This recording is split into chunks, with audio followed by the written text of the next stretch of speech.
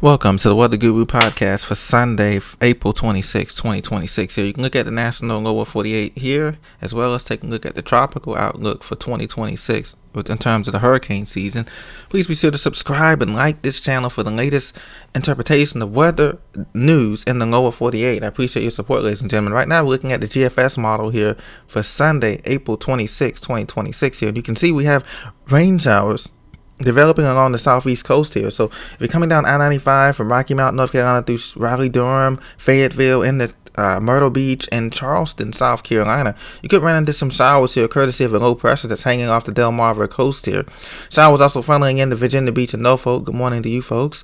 But we have severe weather into the high plains again. Once again, Dallas-Fort Worth Metroplex and Oklahoma City, level 2 enhanced risk for the day for showers, thunderstorms, hailstorms greater than 2 inches, 2.5 inches, as well as isolated tornadoes.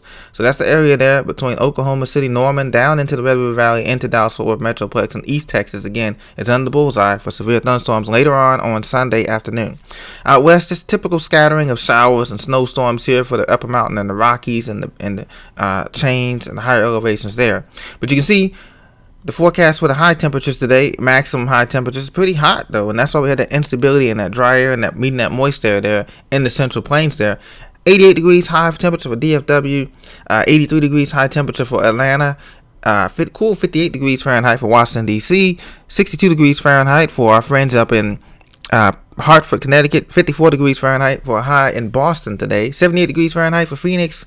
Early good morning to you, 65 degrees Fahrenheit for LA. So warm temperatures dominate the Ohio Valley, the southeast, and the lower Midwest. And weather temperatures will be out like that. Now we have the hazards today. We have the red flag warnings. We have the fire warnings for the Amarillo, Texas, Pampa, back toward El Paso, into New Mexico. Most of New Mexico is under red flag warning. And then we have the high wind warnings again for Arizona, northern rim country canyons, and into the mountains, the Sangre de Cristi Mountains, northern New Mexico, and southern Colorado. A little winter weather. It's going to be, like I said, it's going to happen in the Rockies west of the Continental Divide, but nothing to write home about. And then we have a little flash flood watch here in effect. About 3 hours northwest of St. Louis here, Missouri, in the Kansas City, Missouri area, and then northward up toward north of toward the border with Iowa. So that's what we have going on there. Pretty quiet overall. Atlanta hurricane season forecast, once again, courtesy of AccuWeather, courtesy of Colorado State and NOAA and all of our partners. 11 to 16 named storms predicted by AccuWeather. 3 to 5 direct U.S. impacts are expected during the 2026 hurricane season.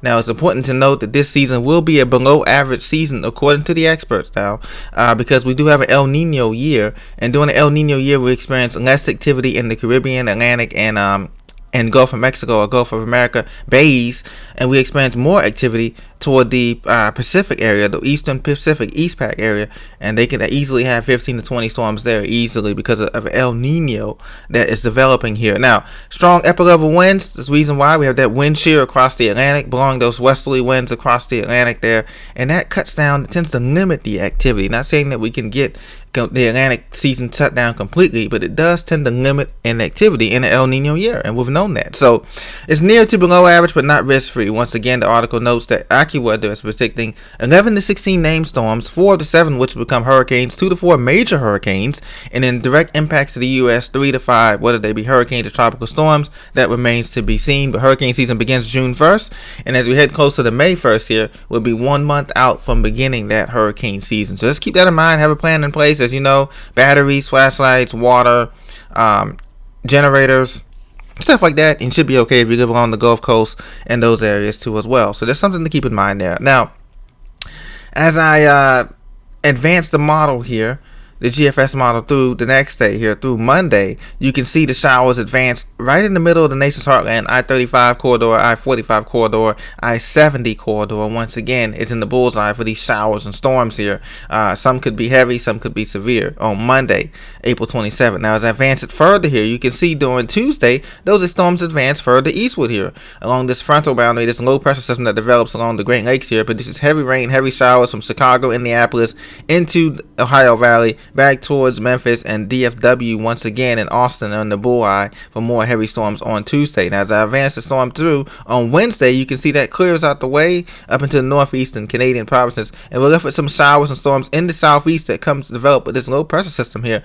Some of these could be severe on Wednesday, and then Thursday, Friday, more showers. It's going to be an unsettled pattern for this week, as you can see, courtesy of the GFS. Friday and Saturday, the first weekend in May here, some showers in the mid-Atlantic, not severe, but the cooler temperatures prevail here. You can see this cool wedge here continues to the upper Midwest, the upper Great Lakes and the Northeast here in the mid-Atlantic. So they're going to be below normal here, elsewhere above normal temperatures here, as we had this ridging effect here out west. So above average temperatures for the upper Midwest and the Southwest, desert Southwest, and out west in California.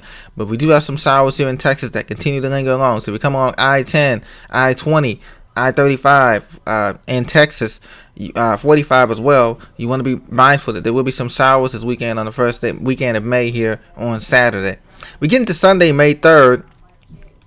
Those showers are going to dissipate, and those showers continuing on the Gulf Coast here. Strong storms here from New Orleans, Baton Rouge, Lake Charles, back toward Hattiesburg, Mississippi, and into Alabama. These will ride along on Sunday, May 3rd. Clear conditions here in the northeast. Still cool here. You can see this cold blue isobar still below average, but elsewhere above average temperatures are near normal here for the most of the country. Some showers along the Great Lakes, and you notice the snow is starting to thin out here. Less snow as we head into May 3rd, the first weekend of May, and that's only going to be in the highest of elevations in the Rockies here, in the Colorado Rockies here, and the Continental Divide. Elsewhere, it's just going to be just plain rain here for some of these areas here. So that's what we have going on. This is the Weather Guru, signing off for April 26, 2026. Thank you for listening. Please subscribe. I'll see you on the next episode. Take care.